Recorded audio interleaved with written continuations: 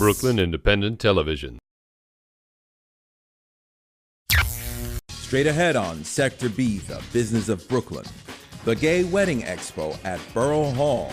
People were out in force, offering to do everything from catering to officiating. The new same-sex marriage trade. What will it mean for local vendors? I think it's a wonderful opportunity to make money.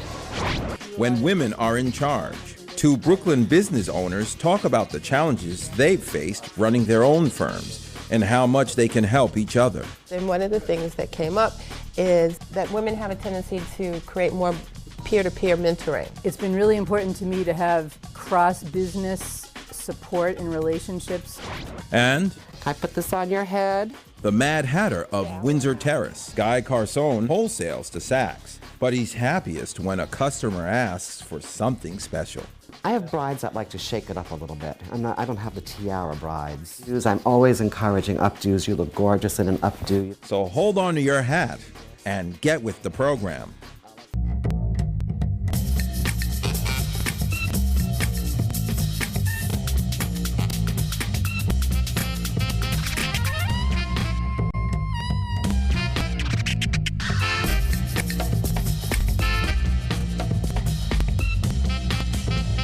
Hello, I'm Randy Piers. Welcome to Sector B, the business of Brooklyn on Brooklyn Independent Television. Now that gay marriage is legal in New York State, all sorts of vendors that cater to the marriage trade, bridal shops, wedding bands, wedding planners, photographers, cake makers, and yes, caterers, are eager to find out if this means more and more business for them. Recently, Borough Hall hosted the first LGBT Wedding Expo. Sector B's Fred Brown was there.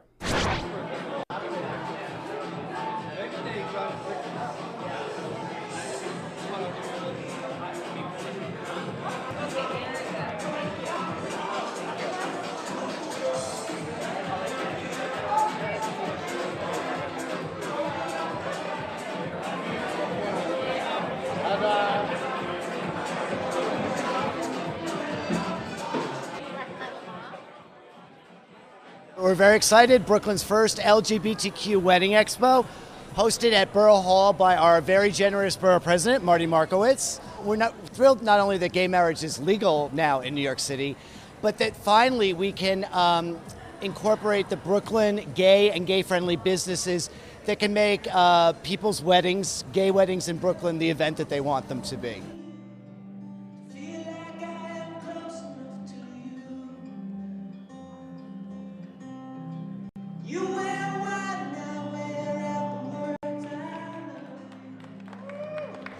Within here, today, we probably have over 60% of our vendors are small business people within the borough of Brooklyn that would not have the opportunity in a million years to come so close to a new niche market.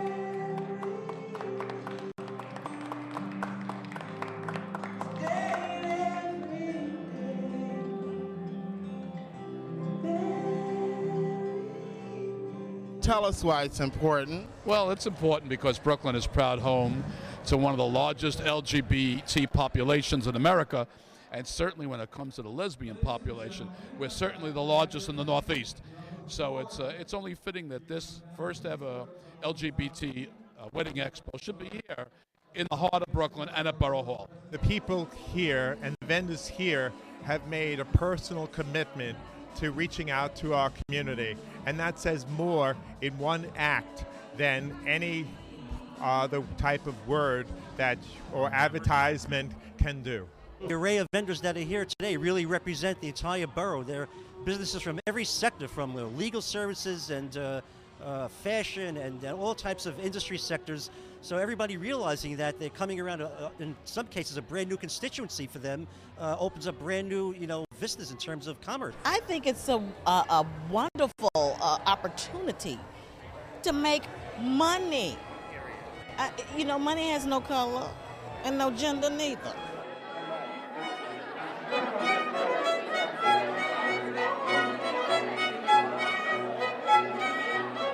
You pick the caterer, you pick the flowers, you pick your dress, you pick the table settings, but the one thing people were never able to just pick was the waiters and the bartenders to serve them.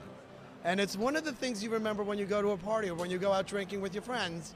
You remember the waiters or the bartenders that served you. What's the return on investment that you're hoping? Well, I'm hoping just to be out there to expose our business, to expose and to share what we do with the community. It's important to support this cause, and marriage equality is very important. We were married before all the hoopla. We were married in Boston in March and then out on Fire Island in June to redo it for our friends and family. I think this is very important today. Why not have an expo for any occasion? Why not to celebrate the fact that we can finally be married? There has been a tradition in the past not to be open to gay marriage, and this is something that is based on biblical readings, which can be interpreted in many different ways. The way it's interpreted is the way it was when people didn't know that to be born gay or to find out later in life that they are gay wasn't something that was natural. And science has shown that it is a natural thing. You're born gay, you're gay.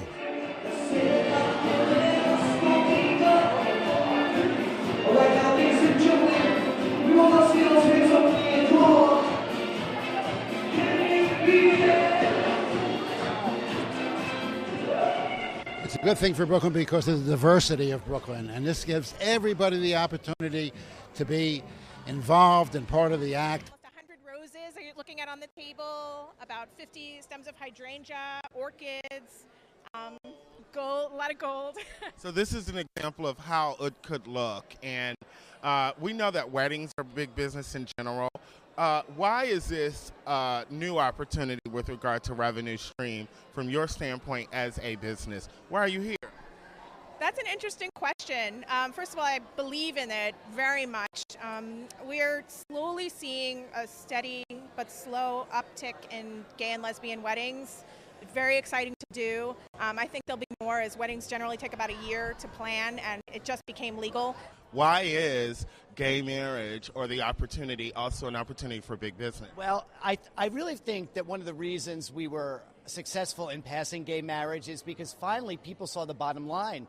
There's a lot of money to be made in gay marriage. I mean, let's be realistic. What's so exciting about what we're doing today is we really sought gay and gay-friendly businesses that want to service the gay and lesbian community. For this market, they're also really interested in supporting their borough, pride in their borough, the borough of Brooklyn, and they want to buy locally made things as well, which is really important. We're big proponents of shopping local. So that's a fit for you. Foot traffic in this situation with the locals matter. Absolutely. For us, more importantly, or equally as important, are the businesses here in Brooklyn who want to provide those services to the LGBT population. So you have everything from financial services to bakeries to jewelry stores to fashion. They're all Brooklyn-based organizations, and they all want to be part of this. It's very exciting.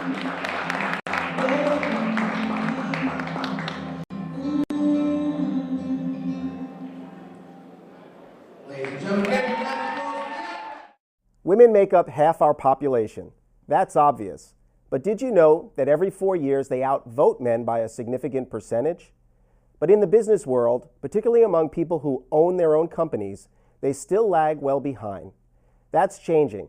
For example, a study by American Express says that between 1997 and 2010, the number of women-owned startups in New York State rose by 58%. Why all that growth? What are the opportunities and challenges for female entrepreneurs in Brooklyn? Two successful local business owners join me to talk this over. Susan Doban is CEO of Doban Architecture and Think Fabricate, and Lisa Bing is president of Bing Consulting Group. Thank you both for being here. So let's start with you, Susan. Can you tell us a little bit about your businesses? I have an architecture firm, Doban Architecture, which I actually founded before moving it to Brooklyn. I purposely chose to have it in Brooklyn to provide greater flexibility for me personally. And we focused there over more than 10 years of being in Brooklyn on residential projects, first in the brownstone neighborhoods, Then larger projects, you're probably familiar with the Fairway building, which was a residential project for us. We've done a lot of educational projects, both for the New York City School Construction Authority and for private colleges. And we do a lot of economic development related projects for business improvement districts. We've had about 10 to 15 people. It goes up and down with the economy. But about 2 years ago, I started a second business, Think Fabricate, which is they work in collaboration. Think Fabricate is a multidisciplinary design studio. We have a shop in the East Williamsburg Industrial Business Zone. We design products, furnishings, interior designs, and design research. The interesting thing to me is that business was born out of Brooklyn. I started that with a business partner, Jason Gorsline, a furniture designer, trained as an architect. And I think it was because of the ferment of Brooklyn in a way that we were able to meet. So in one case, I moved a business to Brooklyn for my own flexibility, and then a second business emerged, both working in tandem with each other. Nice. Lisa? Well, my story is a little bit different. Bing Consulting Group is my business, and I essentially work with executives to improve workplace performance. And that takes a variety of forms. I'm in Brooklyn because I live in Brooklyn, and my business is based from my home. So most of my work is done on client sites. But I've worked with corporations, Fortune 500s, from Verizon, to HSBC, TD Bank, to small nonprofits, the American Cancer Society, the Brooklyn Public Library, as well as the Preferred Health Partners. So I cover a range of organizations in Brooklyn, in New York City, and beyond. So what makes me Brooklyn is the fact that I was made in Brooklyn. So we can talk more about that, but I've known Susan, as she said, for a long time since starting my business, and we met through the Brooklyn Chamber of Commerce. And one of the things that I appreciate about being a business owner in Brooklyn is the community of business owners that you'll find here. So I had the pleasure of hearing you give a talk recently to a group of mostly women entrepreneurs. Yes. Can you tell us a little bit about some of the challenges and opportunities for women when it comes to starting and running a small business? Sure. As I listened in your opening remarks and you talked about the explosion of women businesses over the last 10 or 15 years, and I fall into that category. One of the statistics also is with that growth in the number of businesses, women are not making as much money as men do, which is an interesting point. And so, in terms of some of the opportunities, I think Susan mentioned flexibility. That's certainly something. Well, I come from I was working at Prudential for almost 15 years, so I had the experience of coming from a large corporation into an entrepreneurial situation, which can be challenging for people. So, sort of from large to small, making the leap in terms of recognizing the situation that you're in is very different. The kind of people you're interacting with is very different. You've got to do more. So you don't have the IT crowd, the IT guy or the marketing guy to go do this stuff. Sure. And, you have to learn to create relationships with people that don't report directly to you. So your ability to influence and build those relationships are very important. And do you find that there are more challenges for women in that case, or? Well, I think that's where women may have an advantage. And I've done a little unscientific polling with some of my male colleagues around this, and one of the things that came up is that women have a tendency to create more peer-to-peer mentoring. And I think Susan and I are an example of that, where our businesses are different yet complementary in some ways. We'll share our challenges as well as give feedback. She's certainly been a good mirror and a sounding board to me. So I think that's an advantage that women bring. So Susan, let me pick up on that point. Architecture, it's generally seen as a sort of male-dominated sort of industry. How did you get in? How did you get started in this? What was the path that you took? Well, it's interesting. I've always been interested in architecture and design and buildings. but I also like a lot of other things that go with being an architect, the organizing, the visioning of what people want to do, the working with the client. So I decided at one point that I wanted to be an architect because of all those many things that come to it. But in the end, when I added the second business, it's to sort of be able to go further into some of the more creative aspects of that.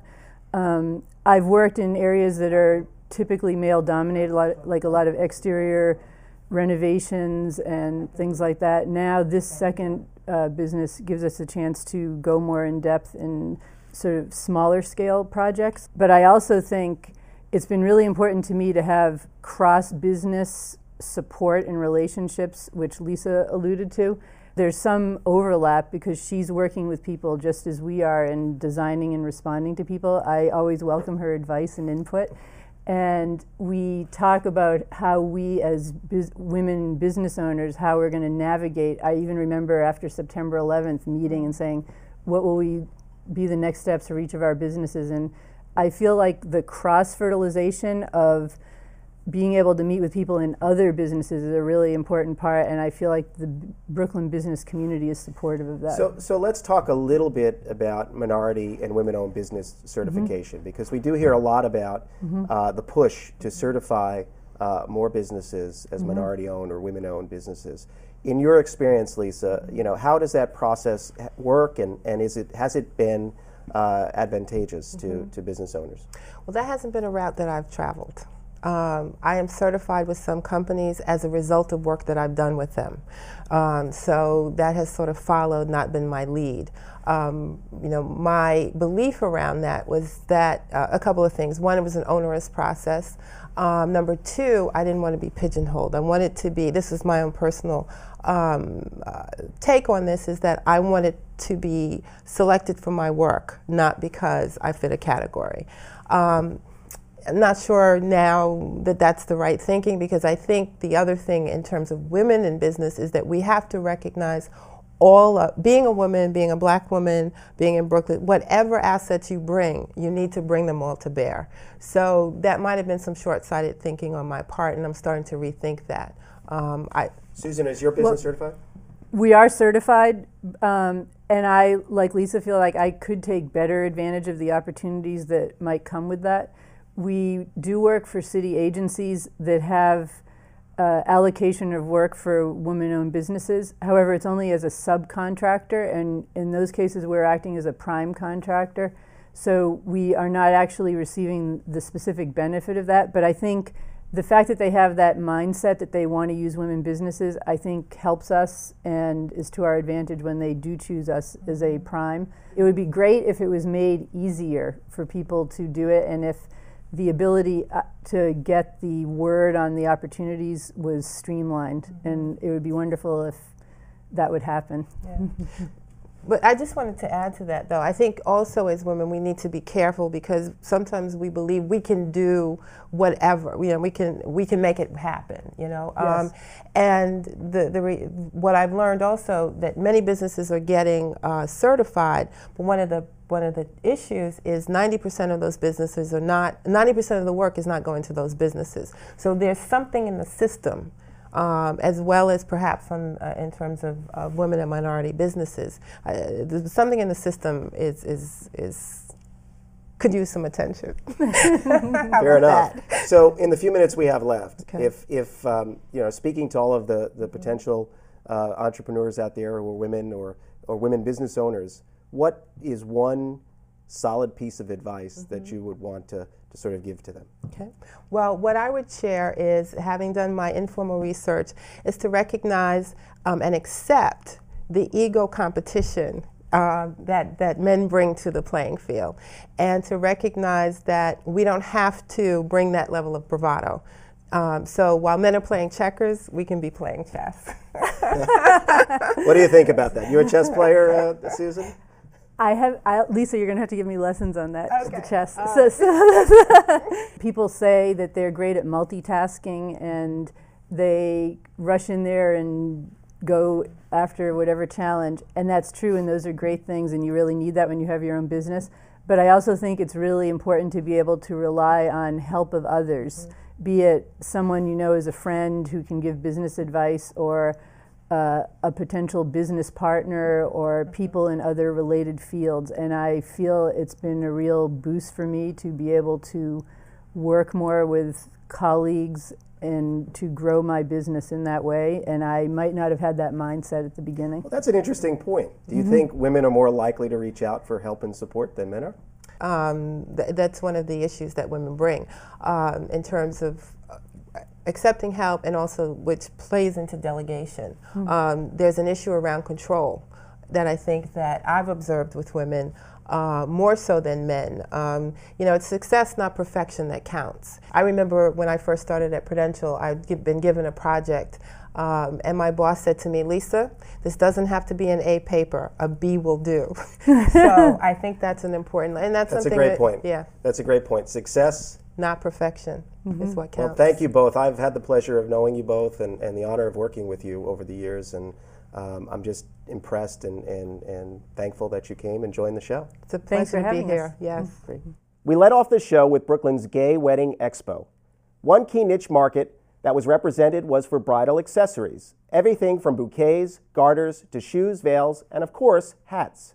Sector B's Sherry Carabin visited one of the city's leading milliners who lives and works in Windsor Terrace. I'm going to hand manipulate my crown. They say there's a season for everything, and Brooklyn hat milliner Guy Carsone believes that principle applies to hats as well. I'm all about form follows function. I think a winter hat should be soft and beautiful and like butter on your head, and you should be able to roll it up like Garbo, rolling up a cloche and pulling it on. My derby hats are just the opposite end of the spectrum. You know, they're much bigger, they tell a story. They're sort of like little illustrations in themselves. For a long time, he made costume masks in Manhattan, but about 12 years ago, he started Hats by Guy. I started with regular hats, and about 2 years ago, I met somebody in the airport in Atlanta, and I was wearing one of my own fedoras, and I was approached by this woman who has a big bridal company in Chicago, and she said, "I know you made that hat. Would you like to make some bridal pieces for me?" And I did, and I fell in love with it. He began his hat business in a Manhattan studio, then moved his shop to Carroll Gardens for a few years. After he lost his lease, he set up shop inside his Windsor Terrace home, where he spends his days and sometimes his nights crafting his creations. I do a lot of the work everywhere. Usually, this place looks good now, but usually it just looks like the Mad Hatter shop. I think I'm looking at Fifth Avenue and around Garfield now as a place to open up in the fall, because I need my house back. It is always here.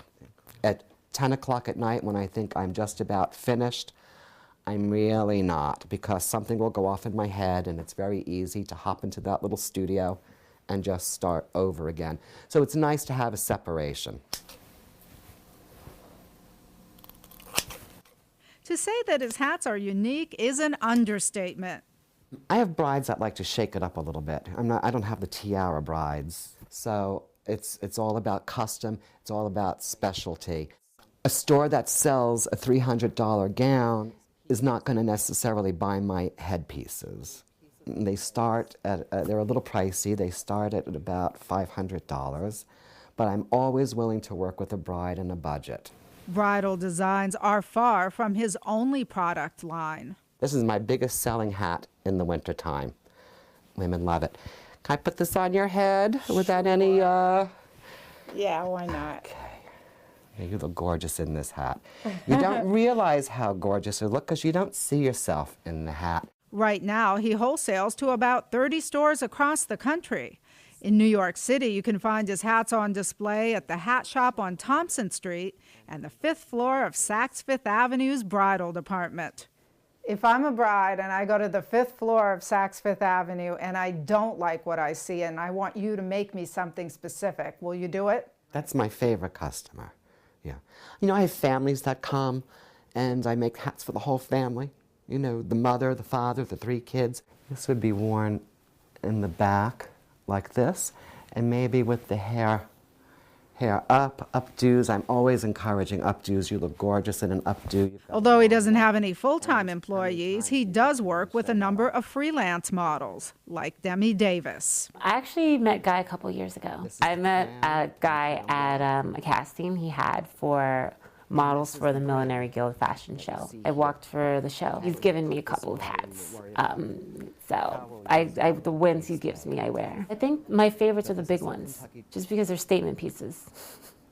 There's nothing like walking in a place with a really gorgeous hat that's like, I mean, when I say big, I mean, you know, elaborate, and it's like a conversational piece. Oh my God, where did you get that? I have several employees throughout the year, and I employ people from this neighborhood.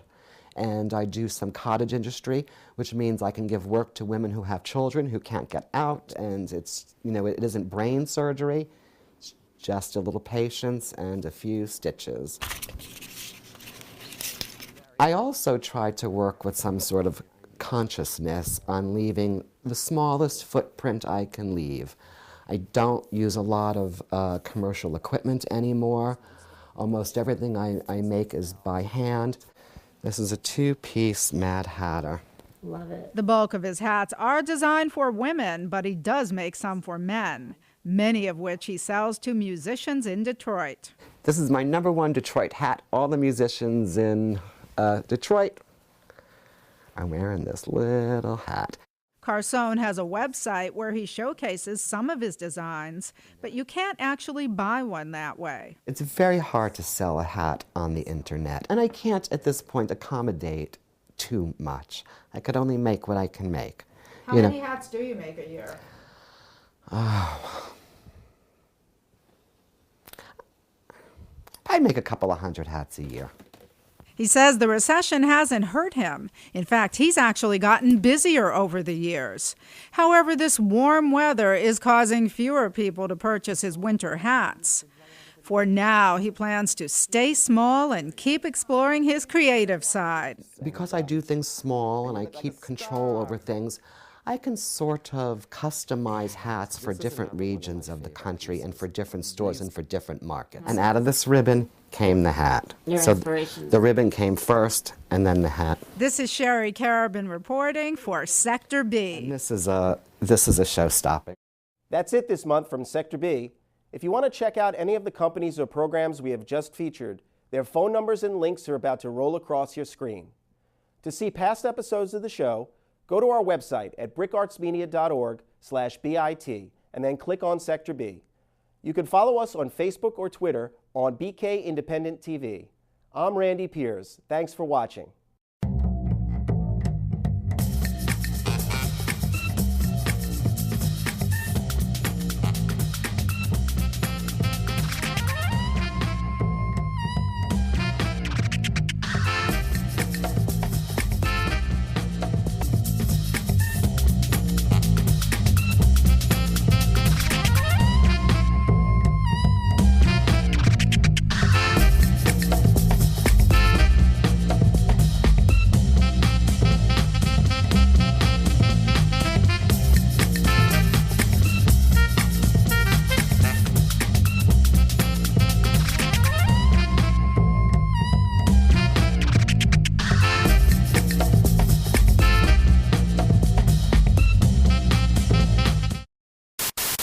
Watch this and other Brooklyn Independent Television episodes online at brickartsmedia.org/BIT.